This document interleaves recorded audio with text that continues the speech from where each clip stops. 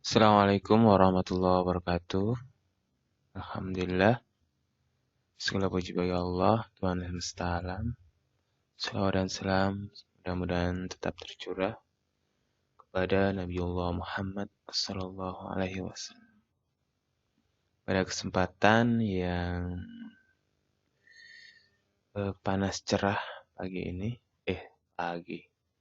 sore ya. Coba kita membahas tentang jasa SEO. Ini harus kita clearkan, harus kita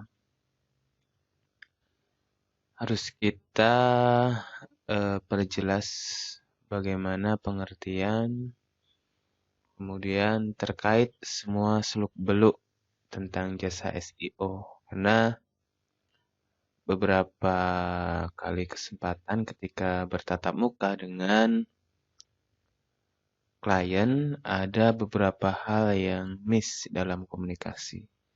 Ada beberapa hal yang hilang dari komunikasi, entah itu karena perbedaan persepsi, kemudian perbedaan sudut pandang, atau perbedaan dalam hal wawasan tentang jasa SEO gitu ya. Jadi kita bahas dulu pengertiannya ya.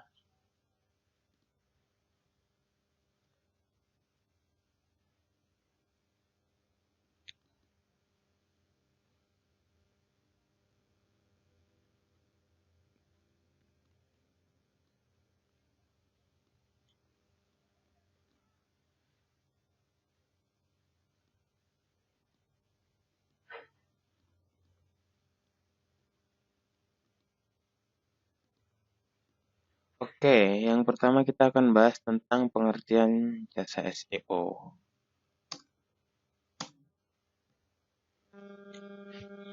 Jadi secara sederhana, jasa SEO itu adalah sebuah layanan yang tujuannya untuk menaikkan peringkat website. Jadi intinya bagaimana sebuah keyword di dalam website itu bisa tampil di halaman pertama atau sesuai perjanjian. Misal perjanjiannya ada di 5 besar page 1 atau 3 besar atau top level. Nah, itu biasanya penyedia jasa SEO menyediakan seperti form itu perjanjian ya. Nanti kita bisa lihat formnya, nanti teman-teman bisa download atau bisa meniru form yang disediakan oleh teman-teman senior dalam melakukan tawar-menawar tentang jasa SEO. Nah, walaupun pengertiannya hanya sederhana sebatas menaikkan ranking keyword di dalam website di halaman pertama, tapi yang perlu digarisbawahi bahwa proses untuk menaikkan keyword, ranking keyword itu tidak sesederhana yang kita bayangkan.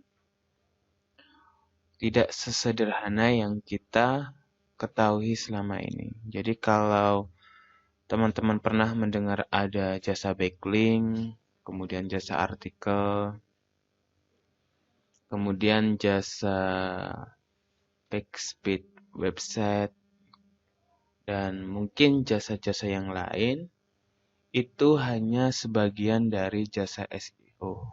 Oke. Jadi jasa SEO itu membawahi jasa-jasa yang tadi. Jasa backlink, jasa artikel, page speed, optimasi gambar, dan lain sebagainya. Gitu. Jadi ketika teman-teman memesan artikel SEO, kemudian minta langsung page 1, itu biasanya otomatis langsung ditolak oleh penyedia jasa artikelnya. Atau mungkin teman-teman order backlink, kemudian minta page 1 langsung itu. Itu jarang banget ada penyedia jasa backlink yang memberikan jaminan bisa black swan. Karena memang itu bukan ranahnya, karena itu bukan wilayahnya. Wilayahnya yang memberikan jaminan black swan atau tidak itu adalah jasa SEO. Jadi teman-teman di pengertian ini harus jelas terlebih dahulu karena jangan sampai teman-teman ada miskomunikasi. Ya, ibaratnya kita mempercayakan sesuatu tapi kita kecewa sendiri. Nah, itu bahaya. Itu merugikan kita sendiri. Seperti itu, ya. Itu dari segi pengertian. Jadi semua sudah jelas ya bahwa ada banyak jasa di internet marketing dan jasa yang paling besar, yang paling utama itu SEO karena dia membawahi berbagai jasa-jasa tersebut. Tuh. Kemudian yang kedua,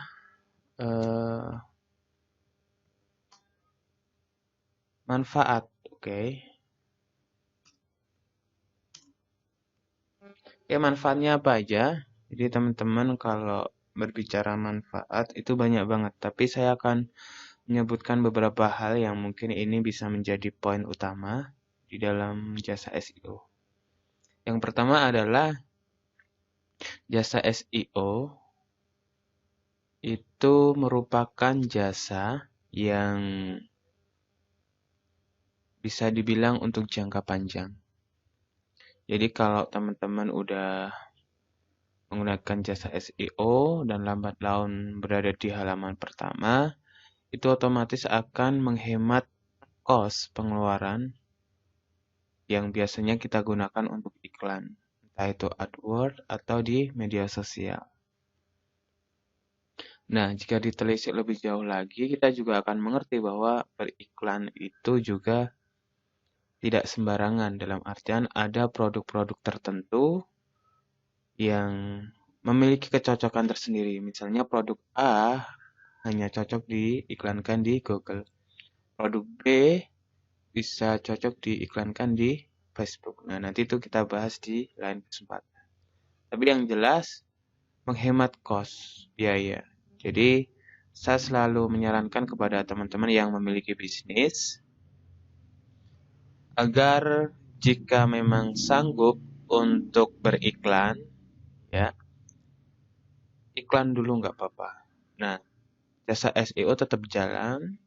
Nanti kalau SEO-nya udah naik, tinggal berhenti iklan, kemudian menikmati jasa SEO tadi.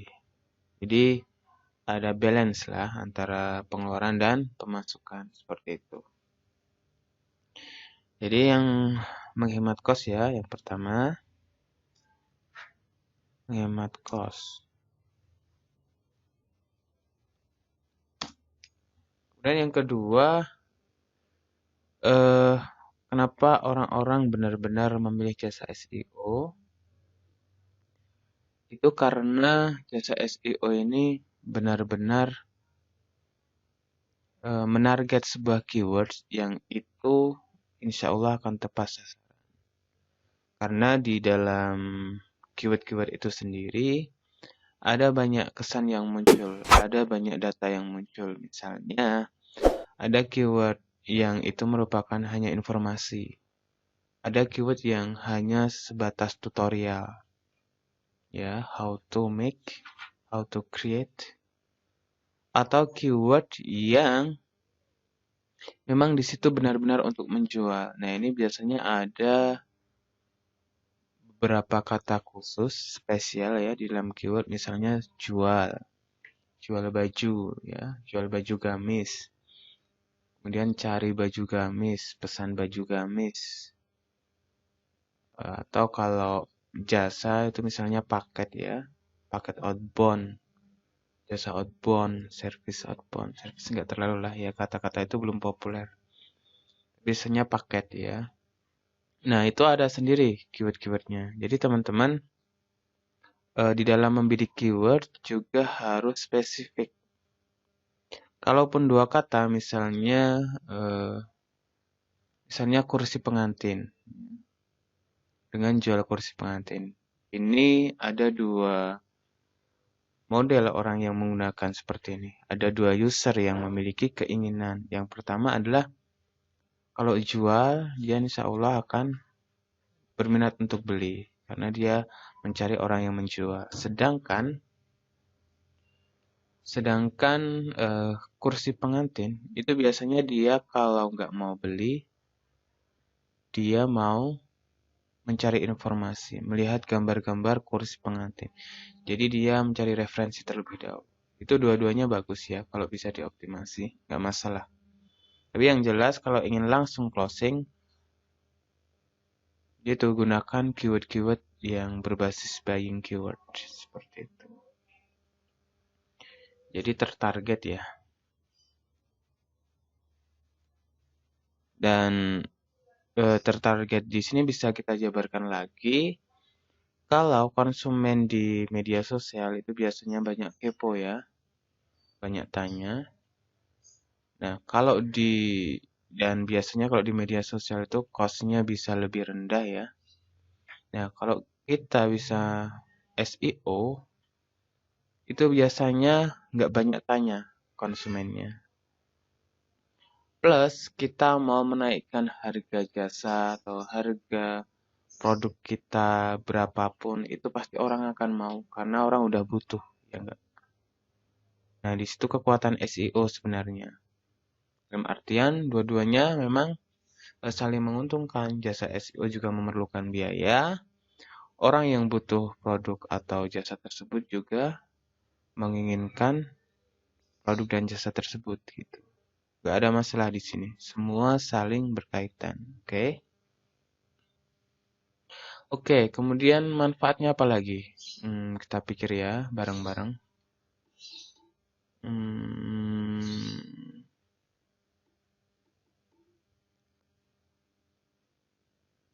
Oke, jadi kalau jasa SEO, satu lagi manfaatnya biar keren ya, biar lengkap.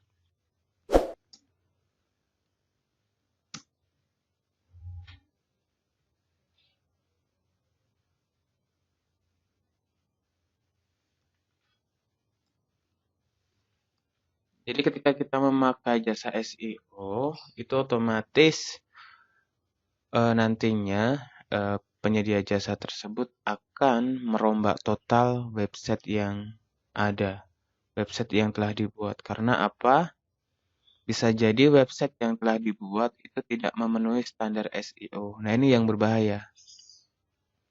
Makanya ada banyak penyedia jasa SEO itu yang ada yang mahal, ada yang murah. Nah, nanti kita bahas di harga.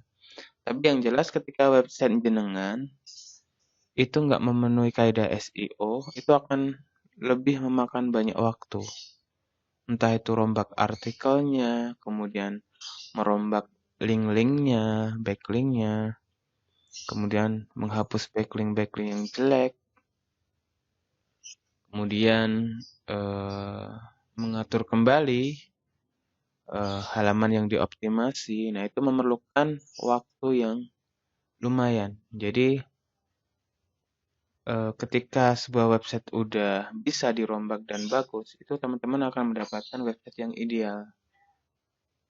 Terlebih ketika teman-teman ingin kerjasama, jangka panjang itu lebih memudahkan teman-teman. Jadi teman-teman tinggal fokus ke offline gitu ya.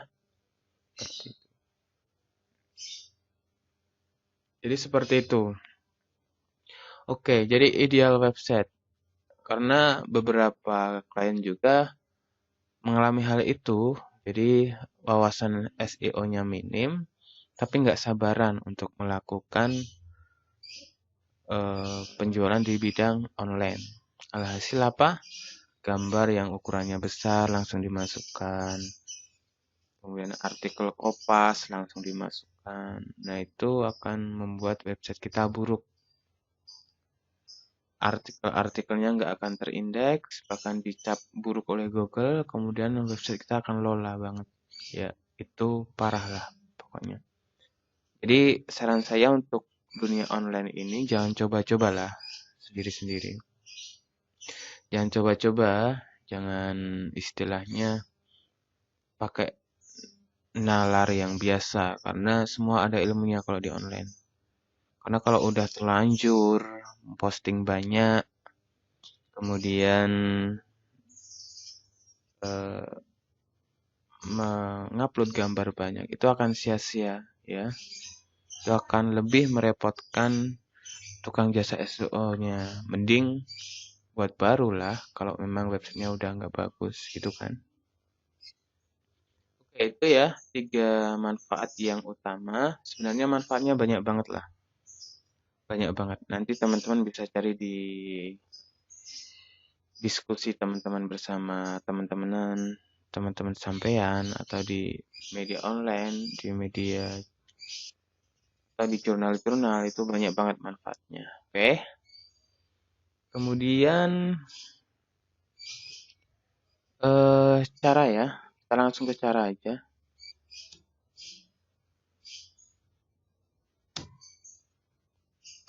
Mekanisme kerja.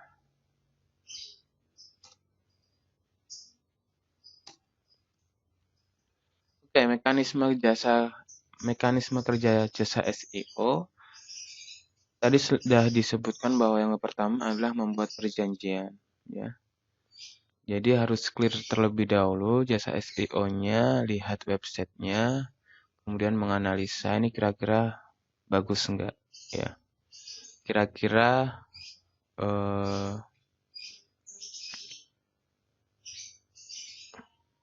pas enggak, atau kira-kira sanggup enggak dia mengoptimasi sampai page 1 atau top level gitu. Nah, di situ juga akan dijelaskan tentang perjanjiannya. Misalnya kalau nggak mencapai page 1 akan dikembalikan biayanya. Dikembalikan berapa persen gitu. Karena untuk memotong biaya operasional, misalnya artikel atau backlink dan lain sebagainya. Seperti itu.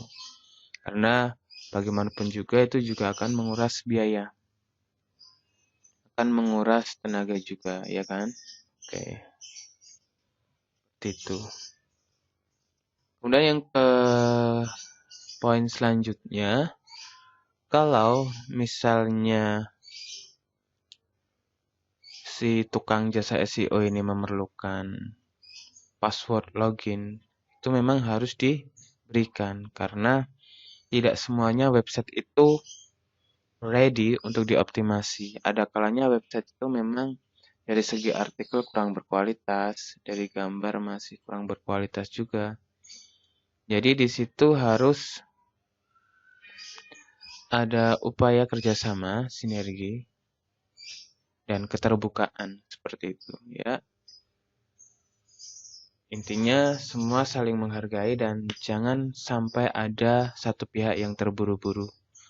Karena itu hanya akan merugikan salah satu pihak seperti itu ya. Jadi percaya aja intinya itu ya. Nah, itu mekanisme SEO bisa dijelaskan di prosedurnya. SOP-nya ya. Standar operasional pengerjaan. Oke, nanti bisa dilihat itu SOP-nya. Kemudian proses selanjutnya adalah memberikan laporan bertahap. Nah, ini juga sesuai perjanjian. Misalnya, tiap 1 minggu memberikan laporan. Yang dikerjakan ini, itu.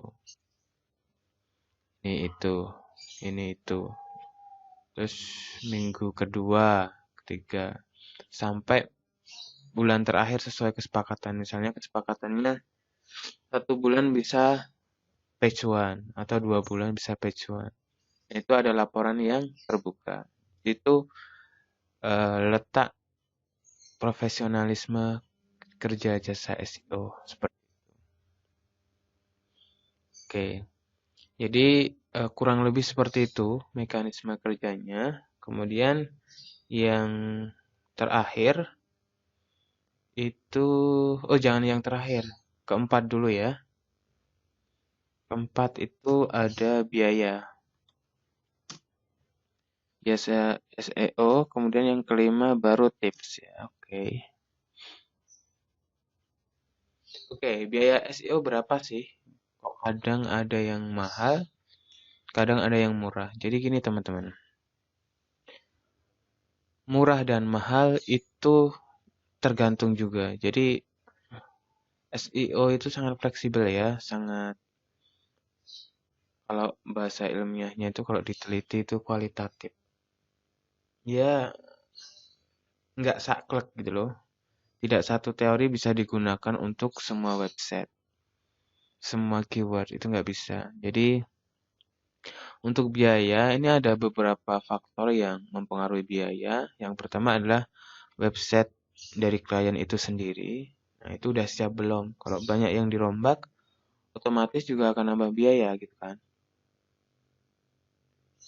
Kemudian yang kedua dari faktor hmm, beratnya kompetitor. Jadi hmm,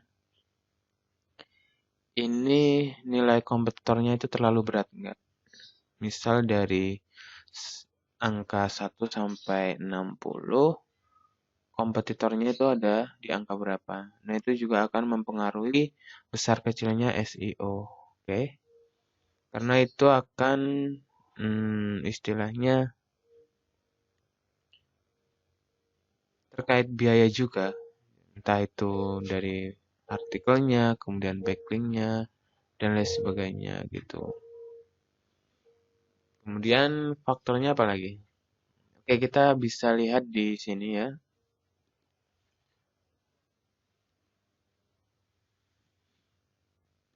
Untuk melihat salah satu faktor mahal tidaknya jasa SEO itu bisa di sini. Misal kita akan mengoptimasi jual kopi, jual kopi aja ya.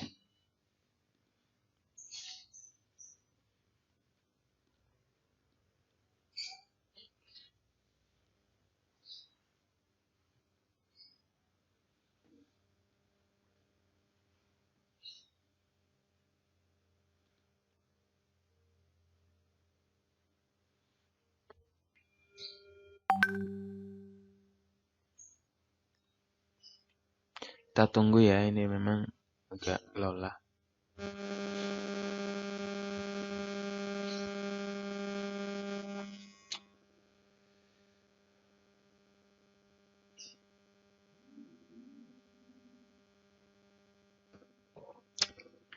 Oke, nampaknya Lola nih. Oke, ini udah muncul. Nah, ini search volume-nya ada 1000. Kemudian show difficult-nya ada 46. Nah, berarti lumayan sulit kan? Jadi teman-teman nanti bisa di ranks, itu tergantung penyedianya siapa. Misal 1 sampai 10 itu harganya berapa? 1 juta. Kemudian 1 sampai 20 itu 2 juta. Itu ada yang seperti itu. Mungkin 30 sampai 40 bisa kelipatan kali 3. Karena memang semakin berat, kompetitor akan semakin berat juga ya. Cara pengerjaannya, taktiknya juga seperti itu. Nah, seperti itu. Dan kita kembali ke sini. Intinya seperti ya, untuk biaya jasa SEO, jadi teman-teman bisa mempertimbangkan juga bisnis yang akan dioptimasi. Misal bisnisnya itu profitnya hanya kecil, tapi memerlukan biaya jasa SEO, nah itu juga perlu dipertimbangkan. Termasuk misalnya teman-teman memiliki produk yang itu banyak memangkas pendapatan dari biaya kirim, paket, atau apa gitu sehingga membuat produk teman-teman kurang laku. Nah, teman-teman perlu melakukan istilahnya semacam inisiatif lah, gimana biar produk saya laku, kemudian juga mendapatkan profit. Karena tujuan bisnis kan memang nggak terlepas dari itu, cari profit kan, cari untung. Oke, kemudian yang tips, kita langsung ke tips ya. Jadi tips menurut saya ini yang pertama harus ada perjanjian SOP ya di awal. Jadi nanti ketika ada perselisihan itu nggak apa itu, nggak akan kecewa terlalu. Misalnya ada beberapa hal atau dari salah satu pihak mengecewakan. Misal si tukang SEO berjanji akan 10 besar, tapi ternyata nggak bisa. Nah, itu ada SOP-nya. Nanti gimana itu mekanisme? Atau sebaliknya, udah one, tapi ternyata yang mesen nggak bayar-bayar, nggak lunasin. Nah, itu juga ada SOP-nya. Jadi semuanya jelas gitu. Karena ini juga menyangkut keprofesionalitasan ya, dua-duanya biar nggak dirugikan gitu. Dan yang kedua, hmm, track recordnya jelas. Track records ya. Jadi track record itu semacam autobiografi lah, semacam profil dari orang yang menyediakan jasa tersebut. Jadi kalau orang tersebut bersih, nggak ada masalah dengan klien-klien sebelumnya, itu insya Allah kedepannya juga nggak akan masalah gitu. Jadi teman-teman juga harus teliti dalam hal ini, bisa lacak lewat Facebook, mungkin mengetikkan kata kunci namanya ya, atau di Google kata kunci namanya, itu kira-kira bagus nggak dari beberapa review teman-teman. Andai pun itu reviewnya terlalu bagus semua, itu juga harus diwaspadai karena jangan-jangan itu yang review adalah akunnya sendiri. Nah, ini berbahaya juga ya. Jadi harus lebih jeli dan teliti melihat track records gitu ya. Kemudian yang ketiga adalah portofolio ya.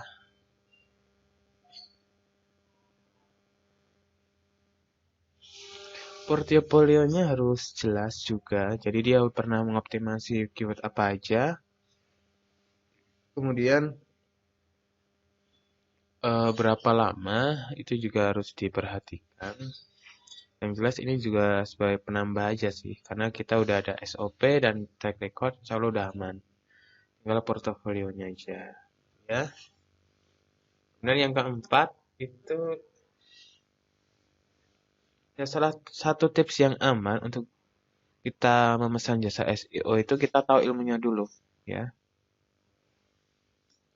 Jadi kalau kita tahu ilmunya, kita akan tahu bagaimana ini SEO ini benar-benar bagus enggak, dalam artian mulai dari konsep atau wawasan bisnis kita, kemudian dari mekanisme kerja SEO-nya itu bagus enggak, itu kita harus tahu semuanya karena dengan demikian kita bisa memastikan langkah yang kita ambil seperti itu ya. Nah, mungkin seperti itu ya pembahasan tentang jasa SEO. Ada nggak yang terlewat kira-kira?